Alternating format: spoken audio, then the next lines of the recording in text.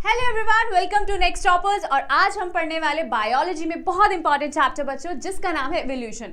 बच्चों, इवोल्यूशन पढ़ने से पहले सबसे पहले तो ये जान लो कि इवोल्यूशन का मतलब क्या होता है यार। कि मतलब पहले बिलियंस ऑफ ईयर्स या मिलियंस ऑफ ईयर्स पहले चीजें पहले कैसे दिखती थी और अब कैसी दिखने लगी हैं, उसको हम क्या बोलते हैं, इवोल्यूशन। मतलब कि यार चाहे वो तुम प्लांट्स ले लो, फ्लोरा ले लो, फाउना ले लो, इवन अपने आप को ले लो कि यार हम पहले कैसे दिखते थे और अब कैसे दिखने लगे, उसी चैप्टर पे, उसी मतलब पॉइंट पे बेस्ड हमें ये चैप्टर पढ़ना है बच्चों। ठीक है, तो यार इवोल्यूशन की मैं बात करूं तो यार इवोल्यूशन जो है आपको हर जगह देखने को मिलेगा। ठीक है, चाहे वो ह्यूमंस हो गए, चाहे वो फ्लोरा हो गया, मतलब प्लांट्स हो गए, एनिमल्स हो गए, हम हो गए, उसमें सारे चेंजेस जो भी हमें कंटिन्यूस देखने को मिले हैं। बट यार ऐसा नहीं कि छोटा सा चेंज, बड़ा चेंज और काफी साल बाद कंटिन्यू होता हुआ, उसको अपन क्या बोलते हैं बच्चों, इवोल्यूशन बोलते हैं।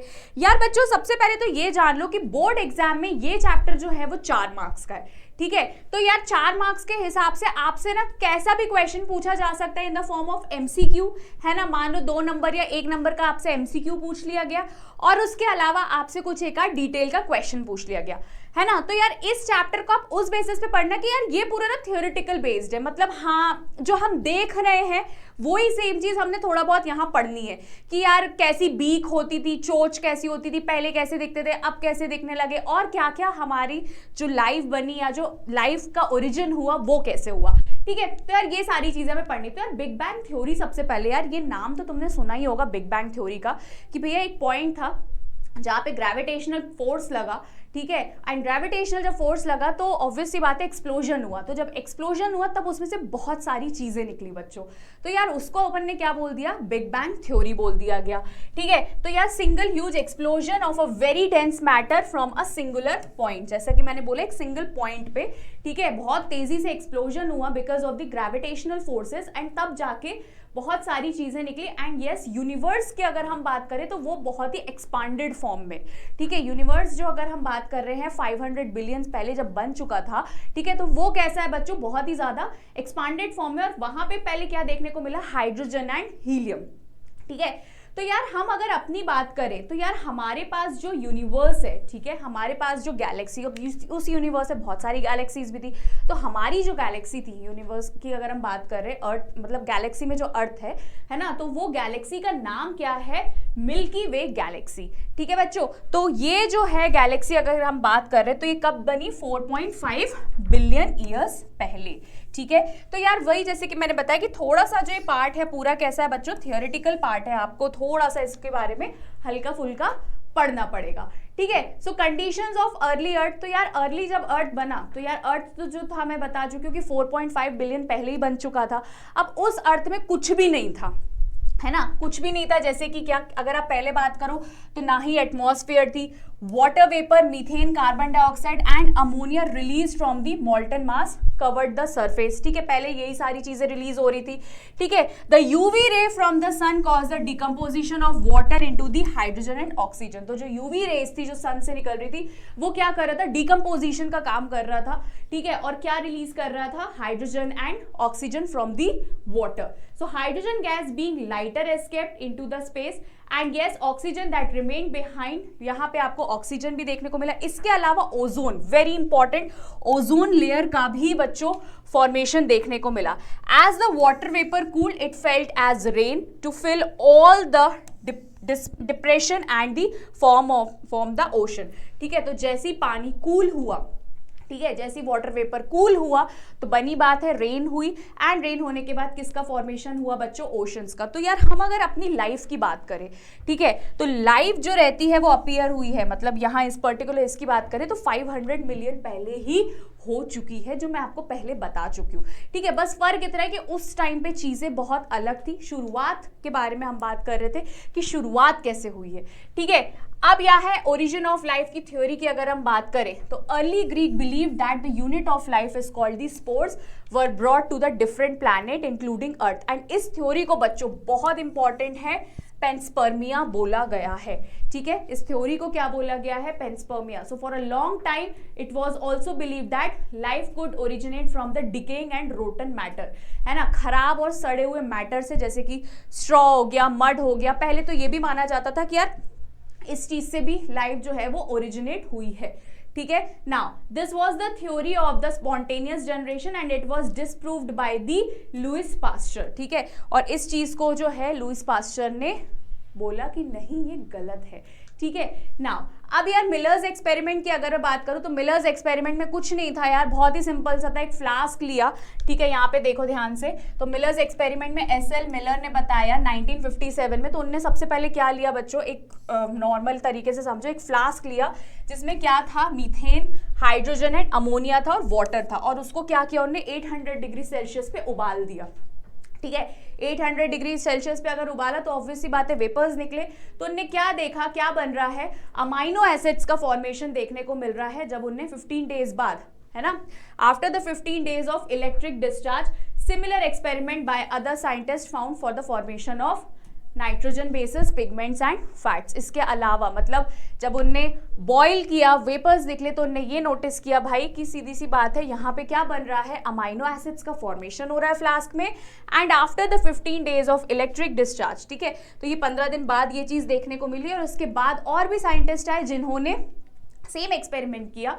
ठीक है, एंड उनको क्या देखने को मिला, सिमिलर एक्सपेरिमेंट्स में फॉर्मेशन ऑफ शुगर, शुगर का फॉर्मेशन, नाइट्रोजनस बेस का, पिगमेंट्स का, फैट्स का। अच्छा, ये सारे वर्ड्स जो है बच्चों हम पहले पढ़ चुके हैं, तो कुछ भी ऐसा नया नहीं है जहां तुम ये सोचो कि भैया हमें पता नहीं है। यहाँ पे देखो इस तरीके से, ठीक है, जो मैंने तुम लोगों को गैसेस वगैरह बताई थी वो वाटर, एंड देन यहाँ पे इलेक्ट्रिक स्पार्क्स स्टिमुलेट्स अ लाइट स्टॉर्म, तो यहाँ पे इलेक्ट्रिक स्पार्क भी दिया गया था। ठीक है, तो यार ये सारी चीजें ना थोड़ी सी थियोरेटिकल है बच्चों, एक चीज समझो, है ना, वो आपको पता है कि मतलब क्या क्या किस तरीके से ओरिजिनेट हुए, कुछ कुछ आए साइंटिस्ट, कुछ कुछ ने अपने अपने एक्सपेरिमेंट्स बताए। ठीक है बच्चों, है ना, तो अब हम देख रहे हैं एविडेंस ऑफ एवोल्यूशन। हाँ, तो बच्चों पैलियोंटोलॉजिकल एविडेंस, यार सीधी सी बात है, अभी अपन ने इतनी बात कर ली इवोल्यूशन की, लेकिन कहानी सिर्फ इतनी आती कि प्रूफ कहाँ है ना, तो प्रूफ कहाँ है, उसके लिए ना एविडेंस भी जरूरत होती है यार, एविडेंस होना जरूरी, तभी हम उस बिहाफ पे ये सारी चीजें बोल सकते हैं कि यार एवोल्यूशन हुआ है, एवोल्यूशन हुआ है। तो यार कहानी इतनी सी है ना कि यार कहीं भी तुम जैसे जाते हो तो यार उस जगह पे तुम्हें रॉक्स पे कुछ ऐसे फूट प्रिंट्स हो गए, या फिर तुम ये जान लो कि फॉसिल्स की बात करते हैं, ऐसे खुदाई करी हो कभी, तो उसमें मान लो कि डायनासोर का कभी कुछ कोई पार्ट मिल गया, तो यार उस बिहाफ पे क्या बोला जाता है कि नहीं यार, हमारे आने से पहले भी बहुत ऑर्गेनिज्म बहुत साल पहले यहाँ पे रह के जा चुके जो अब एग्जिस्ट ही नहीं करते। ठीक है, तो वहां पे एक एविडेंस तो अपना ये हो जाता है बच्चों। दूसरा हो जाता है क्या, होमोलोगस ऑर्गन। तो होमोलोगस ऑर्गन क्या हो जाता है यार, ऐसे ऑर्गन्स जो परफॉर्म करते हैं डिफरेंट फंक्शन, बट जो ओरिजिनेट होते हैं वो सिमिलर, ओरिजिन उनका क्या रहता है बच्चों, सिमिलर होता है। जैसे कि फॉर एग्जाम्पल अगर मैं बात करूं, हमारे पास क्या है यार, ह्यूमंस के पास हाथ वगैरह है, चीता के पास भी लिम्स है, बैट है, वेल है, तो यार सिमिलैरिटीज उसमें क्या है यार कि 4 लिम्स उनके पास भी है, लेकिन यार उनके फंक्शंस अलग है ना, हर चीज के फंक्शंस अलग है। कोई क्या आ रहा है, चलने के काम आ रहा है, ठीक है, बैट में उड़ने के काम आ रहा है, तो यार ये सारी चीजें जो रहती है वो किस में आ जाती है, होमोलोगस ऑर्गन्स में आ जाती है। So in these animals similar structure develop along with a different direction. ठीक है, डिफरेंट डायरेक्शंस भी रहते हैं obviously due to the adaptation, अपने आप को उन्हें अडेप्ट वैसा किया जिसके कारण उनके डायरेक्शंस जो रहते हैं वो डिफरेंट रहते अकॉर्डिंग टू देयर नीड्स, जिस हिसाब से उनकी नीड रहेगी। यार अब मान लो वो 4 पैर से दौड़ रहा है ना, अब हम अपने लिम्स की बात करें तो 2 हाथ से हम खाना वाना खाते हैं, 2 से हम चलते, तो यार हमने अपने आप को अडेप्ट वैसा किया है, हम अपने आप को अडेप्ट वैसा किया है बिकॉज हमारी नीड्स वैसी है बच्चों, है ना, तो उसके लिए अपन वर्ड यूज करते हैं डाइवर्जेंट। अब बात करते हैं एनालॉगस की, तो एनालॉगस में they are not automatically similar but perform the similar functions. ठीक है, तो ये जो रहते हैं इनका ओरिजिन सेम नहीं रहता है, बट येस ये डिफरेंट, अगर हम बात करें इनके फंक्शंस जो रहते हैं वो सिमिलर रहते हैं। ठीक है, तो यहाँ पे अगर मैं बात करूँ आई ऑफ मैमल या ऑक्टोपस की अगर हम बात कर रहे हैं, तो भाई आई वगैरह देखने के भी काम आता है, लेकिन हाँ इनके पास भी जो पेंगुइन और डॉल्फिन्स की बात करी गई है, फ्लिपर्स की, तो वो भी वही काम कर रहे हैं, भले ही उनका जो है ओरिजिन डिफरेंट है लेकिन काम वही है। ठीक है, तो yes this is due to the similar habitat that resulted in the similar adaptive feature in the different groups. ठीक है, ये अपने हिसाब से अपने आप को ये ढाल लेते हैं। ठीक है, अडेप्टेशन वही होती है यार कहानी की, जैसी सिचुएशन है वैसे हिसाब से अपने आप को, अगर अपना सर्वाइवल इजी करना है तो वो वैसा अपने आप को ढाल लेते हैं, एंड इसलिए इस इवोल्यूशन को क्या बोलते हैं बच्चों, कन्वर्जन। बायोकेमिकल एविडेंस की क्या बात है कि यार कहानी सिर्फ इतनी सी है ना कि भले ही आज हम जैसे भी दिख रहे हो, लेकिन हमारे एंसेस्टर्स या फिर जब हम अपनी एम्ब्रियोनिकल स्टेज पर रहे होंगे, ठीक है, तो यार हम सब सिमिलर हैं, ठीक है। लेकिन बात सिर्फ इतनी सी है कि अगर जो फिश है, फिश का एम्ब्रियो हम अपना एम्ब्रियो अगर हम कंसिडर करें सब सेम है, लेकिन ह्यूमन वाले आगे फर्दर प्रोसीड कर जाते हैं, फीटस बनाते हैं, फिशेस वाले फिशेस के तरीके से रहती हैं। तो बात वही है कि बायोकेमिकल एविडेंस में क्या बोला जाता है, biochemical similarities point to the same shared ancestry as structural similarities, ठीक है। तो हमारे पास भी जैसे स्लिट्स वगैरह, गिल स्लिट्स, तो यार बोला गया है कि यार फिशेस के पास भी वही रहती है। तो दिमाग ये बोला जाता है कि यार कहीं ना कहीं हमारे एंसेस्टर्स जो है वो पहले पानी में रहा करते थे। इस तरीके से बात जो है वो चली गई है कि यार एविडेंस इस तरीके से ढूंढा गया है बच्चों, ठीक है। तो यार यहाँ पे तो था ये अलग अलग हमारे एविडेंस के बारे में, है ना, ठीक है। तो अब देखते हैं यार अडैप्टिव रेडिएशन। तो यार अडैप्टिव रेडिएशन में सबसे पहले तो ये देखो, जो डार्विन साहब थे वो कहाँ चले गए, घूमते घूमते एक आइलैंड चले गए जिसका नाम था गैलापागोस आइलैंड। तो यार जब वो आइलैंड गए तो उनने क्या देखे, बर्ड्स देखे। उन बर्ड्स का उनने नाम क्या दे दिया, फिंचेस, है ना, डार्विन्स फिंचेस के नाम से वो बोलने लगे। तो यार जब उनने बर्ड देखी तो उसने क्या देखा कि यार ये जो बर्ड है तो वो खाने के लिए उनका जो बीक रहता है वो अलग रहता है, ठीक है। तो और आगे गए तो उन्होंने बोला यार बर्ड के बीक्स में उनको क्या देखने को मिल रहे हैं, चेंजेस देखने को मिल रहे हैं। जैसे जैसे वो आगे बढ़ते जा रहे थे वैसे वैसे उनको बर्ड के बीक्स में चेंजेस नजर आए। तो यार उनने क्या समझा कि यार बर्ड और भी बहुत सारे काम कर रहा है, उसका बीक जो है ना, अकेला सीड खाने का या फिर इंसेक्टिवोर्स एंड वेजिटेरियन फिंचेस, अलग अलग की हम बात कर रहे हैं। तो यार उनके जो फिंचेस है उसमें क्या देखने को मिल रहे हैं, चेंजेस देखने को मिल रहे हैं। तो यार डार्विन्स ने ये समझा यार कि जो बीक्स है या जो बर्ड का जो फिंच का जो बीक है ना, वो अलग अलग जगह पे अलग अलग फॉर्मेशन या फिर अलग चेंजेस, उसमें अडेप्टेशन नजर आ रहे हैं, ठीक है। जैसे कि एग्जाम्पल है क्या, ऑस्ट्रेलियन मार्सुपियल्स। तो ऑस्ट्रेलियन मार्सुपियल्स में अगर आप देखो, ऑस्ट्रेलियन मार्सुपियल्स में जैसे जैसे करके वो अलग अलग रीजन में जाएंगे वैसी वैसी वो जो ऑस्ट्रेलियन मार्सुपियल्स है उसमें आपको चेंजेस देखने को मिलेंगे। जैसे तस्मानियन वुल्व हो गया, टाइगर कैट, है ना, मार्सुपियल रैट हो गया, कंगारू हो गया, ऐसे ऐसे जो है वो जैसे जैसे रीजन में जाएंगे वैसी वैसी मार्सुपियल जो है, ऑस्ट्रेलियन मार्सुपियल, उसमें चेंजेस नजर आएंगे। एंसेस्टर भले ही सेम है बट जैसे जैसे रीजन्स में जाते जाएंगे बच्चों वैसे वैसे उनमें चेंजेस नजर आएंगे। फिर आता है आपका क्या, बायोलॉजिकल इवोल्यूशन में डार्विन्स की थ्योरी। तो यार डार्विन्स की थ्योरी में बस इतना कहा गया है यार, है ना, कि बात सिर्फ इतनी सी, जैसे मैं अभी जहां भी रह रही हूं मेरे हिसाब से ये जगह बहुत अच्छी है ना, तुम लोग जहां रह रहे होगे तुम्हारे हिसाब से वो जगह बहुत अच्छी है। लेकिन अगर मुझे एकदम से बोले कि तुम जाओ हाई एल्टीट्यूड में जाके रहने लगो, अब मुझे बोल दिया भैया शिमला चले जाओ, शिमला में तुम अपनी शादी भी वहीं करो, वैसे तो शादी हो गई है मेरी, अब दोबारा तो मेरे को करने का कोई इरादा नहीं है, ठीक है। तो जैसे मैं शिमला गई, तो शिमला गई, अब बोल रहे वही बच्चे बच्चे हो जाए, सब हो जाए, फिर उसके बाद आपका सर्वाइवल भी इजी हो जाए, तो वो पॉसिबल नहीं होता। क्यों नहीं होता यार, क्योंकि मेरे लिए अडेप्टिंग वाली चीज क्या हो गई, यहाँ जहां मैं रह रही हूँ मेरे लिए यहाँ मौसम एकदम सही है, लेकिन एकदम से मेरा वहां पे सर्वाइवल मुश्किल हो जाएगा।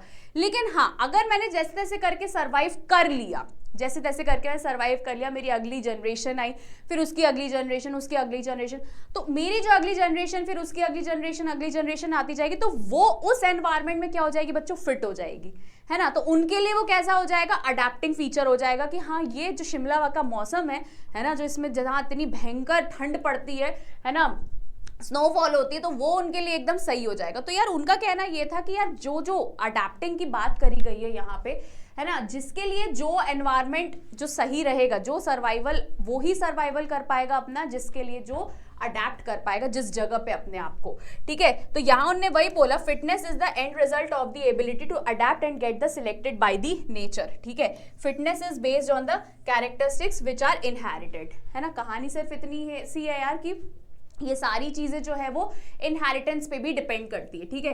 एक से दूसरी जगह तो ऑब्वियस सी बात है, एक से दूसरा जनरेशन आएगा तो वो इनहेरिट ही होगा, फिर उसका अगले जनरेशन आएगा, तो उसके लिए वो वैसा एनवायरनमेंट जो है वो एकदम फिट रहेगा, ताकि जो ऑर्गेनिज्म है वो अपना इजीली सर्वाइवल कर पाए। और ऑब्वियस सी बात है भैया, जहां जो सिलेक्ट, मतलब जहां जो अपने आप को अडेप्ट नहीं कर पाए जिस एनवायरनमेंट में, वहां वो अपने आप को सर्वाइव नहीं कर सकता, ठीक है।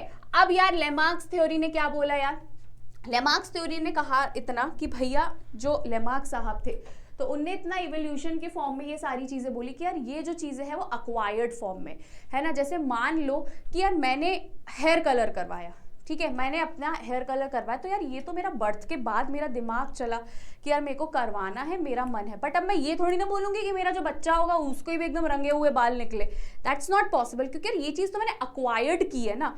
तो यार हालांकि ये जो लेमार्क साहब थे जो इनने बोला था उसको तो हटा दिया गया था, तो उनका कहना ये था कि भैया Lamarck give the example of giraffe who is in attempt to forage leaves, है ना, जैसे जिराफ जो खाने के लिए लीव्स खाने के लिए, नॉर्मल लीव्स तो ठीक है उनका तब तक गर्दन सब कुछ सही थी, लेकिन जब ऊपर ऊपर तरफ लीव्स बची तो उनने क्या किया, गर्दन ऊंचा कर करके वो क्या करने लगे, लीव्स को खाने लगे। ठीक है, उनने क्या बोला, they passed on this acquired character of elongated neck to succeeding the generation, so giraffe slowly over the year came to acquire long neck. तो उनने वही बोला कि यार धीरे धीरे ऐसा होगा कि यार अक्वायर करने लगेंगे लॉन्ग नेक, हालांकि ऐसा नहीं हुआ, बट उनने ऐसा बोला गया था कि यार लंबी गर्दन ही होगी इनकी।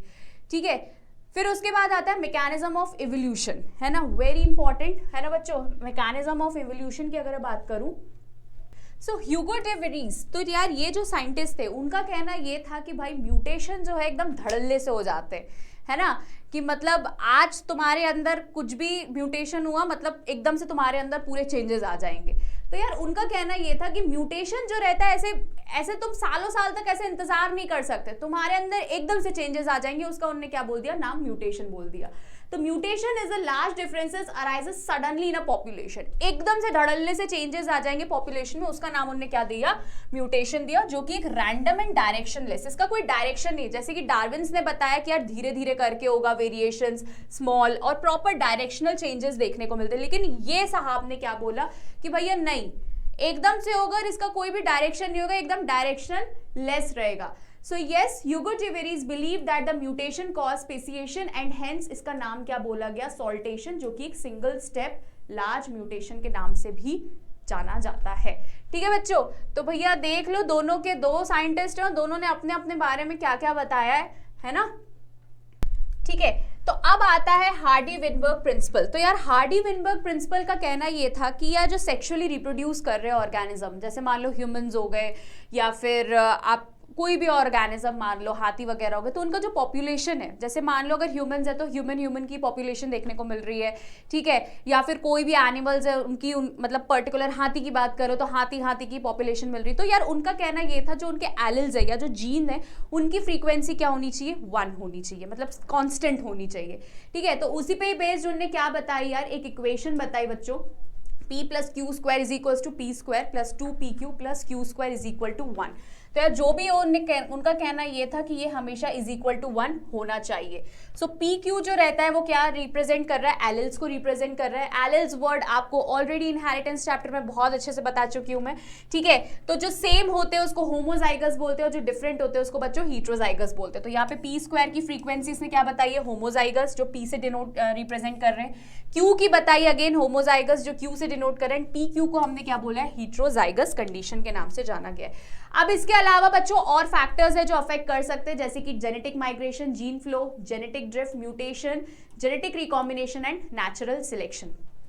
हाँ, अब आते हैं अपन natural operation of the natural selection on the different traits. तो यार यहाँ पे कहानी इतनी सी ना, जैसे कुछ इस तरीके से समझो कि यार हम अपने घर में भी बात करते कि यार जैसे भी जितने भी बच्चे होते हैं, ठीक है, तो जैसे मान लो 3 भाई बहन हो तुम लोग, तो 3 भाई बहन में से घर वालों को ज़्यादा उम्मीद रहती है कि यार सबसे बड़ा और सबसे छोटा कुछ कर लेगा, बीच वाला कुछ कर ही नहीं पाएगा। पर्सनली मत लेना, एक एग्जांपल दे रही हूँ मैं, क्योंकि मैं तो खुद ही मिडिल डॉटर हूँ, मतलब मेरे को तो ऐसा कुछ वो नहीं है सच। ठीक है, तो यार ऐसा होता है ना कि यार ये 3 स्टेप्स में होता है। सबसे पहले तो ये समझ लो, स्टेबलाइजेशन, डायरेक्शनल एंड डिस्ट्रप्शन। तो यार यहाँ पे स्टेबलाइजेशन की बात कर रहे हैं कि यार घर वालों को लगता है कि पहला और लास्ट वाला कुछ कर लेगा, लेकिन होता उल्टा है, बीच वाला जल्दी ग्रो करने लगता है। तो उसके लिए देखो यहाँ पे जो पीक पे तो तुम लोगों को दिख रहा है ना, जो पीक वाला पार्ट है वो कैसा रहता है, एक्सट्रीम बढ़ता हुआ जा रहा है। ठीक है, डायरेक्शनल में क्या होता है, डायरेक्शनल में मान लो कि बीच वाला बच्चा ग्रो नहीं कर रहा है, बीच वाले बच्चे कुछ नहीं, दोनों में से कोई भी एक इंसान जो है ग्रो कर, मतलब पहला बच्चा या फिर सबसे लास्ट वाला बच्चा जो है अच्छे से कुछ कर ले जाएगा, लेकिन उसका डायरेक्शनल जैसे फिक्स नहीं होता। जैसे यहाँ पे देखो, ठीक है, ओरिजिनल पॉपुलेशन, वैसे एग्जाम्पल मैंने बच्चों का दिया है, बट यहाँ पे आप पॉपुलेशन के पर्सपेक्टिव से सोचना ठीक है, पॉपुलेशन आफ्टर द सिलेक्शन, दोनों में से जो है कोई भी एक ग्रो कर जाएगा, मतलब पहला और आखिरी बच्चा में से कोई भी एक बच्चा जो है बहुत अच्छा कुछ कर लेगा, लेकिन डायरेक्शनल उसका फिक्स नहीं रहेगा। एंड लास्ट आता है डिस्ट्रप्शन, बीच वाला तो कभी ग्रो नहीं करता, आजू बाजू वाले मतलब पहला और आखिरी बच्चा दोनों एक साथ ग्रो करते हैं, बट इस तरीके से, ठीक है, तो इसको अपन क्या बोलते हैं, disruption, that is selection of one extreme against the mean. ठीक है, तो यार ये जो है तुम्हारा बहुत ही इजी वैसा ग्राफ है जो तुम समझ सकते हो। अब इसके अलावा हम बात करते हैं इंपॉर्टेंट ह्यूमन एवोल्यूशन में, यार हम पहले कैसे दिखते थे और अब कैसे दिखने लगे, वो उसका टेबल है ये, है ना। जिप्थिस्कस की बात करते हैं, रामापिथिकस की, है ना, ऑस्ट्रेलियोपिथिकस, ठीक है, होमो हैबिलिस, होमो इरेक्टस, होमो सेपियंस, ठीक है, एंड होमो सेपियंस सेपियंस। तो यार 20 to 25 मिलियन ईयर्स पहले जब आए थे तब कुछ इस तरीके से दिख रहे थे कि यार आपको ध्यान से देखो कि यार मोर एप जैसे दिखते थे ये, ठीक है, arms and leg same length, हाथ पैर की लेंथ दोनों की सेम रहती थी, लार्ज ब्रेन रहता था। फिर उसके बाद रामापिथिकस में बात करें तो more like man, walk erect and teeth like the modern man. फिर आया ऑस्ट्रेलोपिथेकस में, है ना, 3 से 4 मिलियन पहले की, man like the primitives, tall, walk, ये सारी चीजें, है ना। खाना में क्या खाते थे, फ्रूट्स खाते थे, हंट करते थे, स्टोन वेपन्स को जो तुम अर्ली मैन पढ़ते हो वो वाली कहानी है, ठीक है। होमो हैबिलिस में फर्स्ट ह्यूमन बीइंग लाइक, ठीक है, ब्रेन की कैपेसिटी 650 to 800 सीसी की थी, ठीक है। हर्बीवोर्स थे, fossil found in the east Africa, हम बोलते हैं तभी हम बोलते हैं कि यार हमारे एंसेस्टर्स जो थे वो अफ्रीका के ही थे, ठीक है।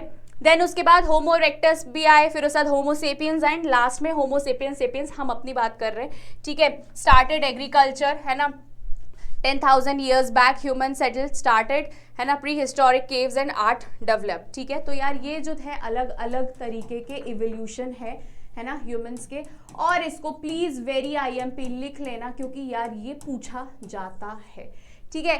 तो यार यहाँ तक जो था हमारा क्या था, ह्यूमन इवोल्यूशन, ठीक है। तो अब बच्चों इसी पे बेस्ड कुछ क्वेश्चंस करते हैं, है ना, जो कंटिन्यूस आपके बोर्ड एग्जाम्स में आए हैं, प्लस कुछ जो है वो मेरे प्रेडिक्शंस है कि यार आ सकते हैं। तो यार कुछ इतना तो अपन ने पढ़ लिया है, तो ये क्वेश्चंस ऐसे हैं जो आपको प्रैक्टिस करनी ताकि आपके 4 नंबर बोर्ड में कहीं ना जाए, ठीक है।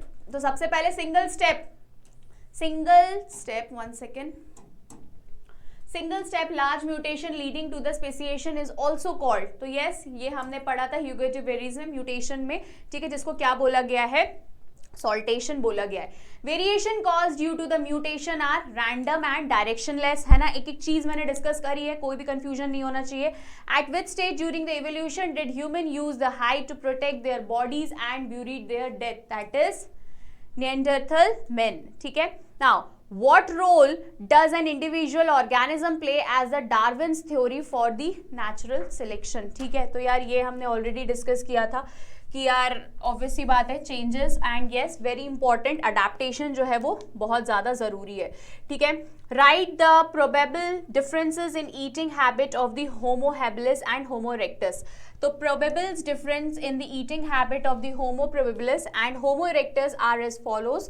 तो Homo habilis they did not eat meat and homo erectus जो रहते थे वो मीट खाते थे। तो डिफरेंसेस पूछा जा सकता है कि यार दोनों में क्या डिफरेंस है ना, तो आपको पता होना चाहिए कि यार एक जो थे वो मीट खाते थे और एक जो है वो मीट नहीं खाते थे, ठीक है। अगेन यही सेम चीज पूछी गई ह्यूगेटिवेरिस के और सॉल्टेशन के बारे में, है ना, कि उनकी थ्योरी के बारे में बताओ। तो आप लोग प्लीज मेक श्योर इसको इंपॉर्टेंट ही मार्क करके चलना, है ना। जो रैंडम धड़ल्ले से जो चेंजेस या जो म्यूटेशन आ जाते हैं उनने उनको क्या बोल दिया था, सॉल्टेशन का नाम दे दिया था, ठीक है। फिर यस मिलर्स एक्सपेरिमेंट जो मैंने आपको बताया था, है ना, तो वो जो जार वाला जो फ्लास्क वाला जो मैंने एक्सपेरिमेंट बताया था उस पे बेस्ड कभी कभी इस पे मैं बता रही हूँ 3 नंबर का क्वेश्चन आराम से पूछ लिया जाता है, ठीक है। तो yes how does the meteorite analysis favour in this hypothesis, तो analysis of the meteorite content also revealed similar compound indicating the similar process by occurring elsewhere in the space. फिर उसके बाद होमोलोगस और एनालॉगस में differences पूछे जा सकते हैं बच्चों, ठीक है। नेचुरल सिलेक्शन के बारे में पूछा जा सकता है, ठीक है। एंड यस वेरी इंपॉर्टेंट, कौन कौन से फैक्टर्स जो है वो अफेक्ट करते हैं, ठीक है, जो मैंने आपको बताया था हार्डी वेनबर्ग में, ठीक है, कौन कौन से जो है डिफरेंट फैक्टर्स जो है वो अफेक्ट कर सकते हैं, वो आपसे पूछा जा सकता है, ठीक है। तो यार ये जो थी चीजें, मैंने आपको जो टॉपिक्स पढ़ाए बच्चों जहां से मोस्ट प्रोबेबली क्वेश्चंस आने के चांसेस हैं, मैंने आपको वो चीज काफी ज्यादा डिटेल में डिस्कस करी, बिकॉज ये मेरा खुद का प्रेडिक्शन है, श्योरिटी है कि यार यहां से क्वेश्चन आएंगे ही आएंगे, ठीक है। तो यार आप लोग ऐसे पढ़ना कि यार ये जो पर्टिकुलर टॉपिक जब आप पढ़ोगे तो आप इस तरीके से पढ़ना कि यार मानुश्री मैम ने पढ़ाया, दैट मीन्स इसमें से क्वेश्चंस बनेंगे ही बनेंगे, और वही टॉपिक जो है हमें पढ़ने हमारे बोर्ड एग्जाम्स के लिए। सो आई होप ये चैप्टर आपको बहुत ज्यादा अच्छे से समझ में आया होगा, और आना भी चाहिए क्योंकि काफी ईजी चैप्टर है। So all the best for your exams, ऐसी प्रैक्टिस करते चलो, बाय।